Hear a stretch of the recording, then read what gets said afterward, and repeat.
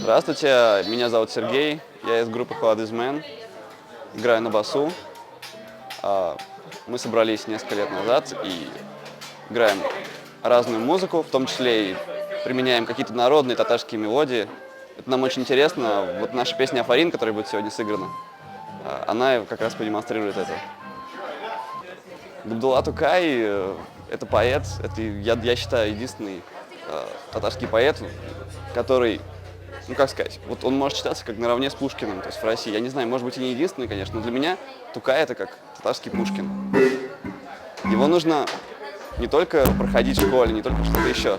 Нужно ставить праздники в честь Тукая, потому что вот у нас устраивают, например, в стране праздники в честь Пушкина, Гоголя. Вот, и я считаю, что Тукай это не меньше фигура в этом смысле. А вообще, когда-то я знал даже стихи Тукая, вот, но сейчас, к сожалению, сказать не могу.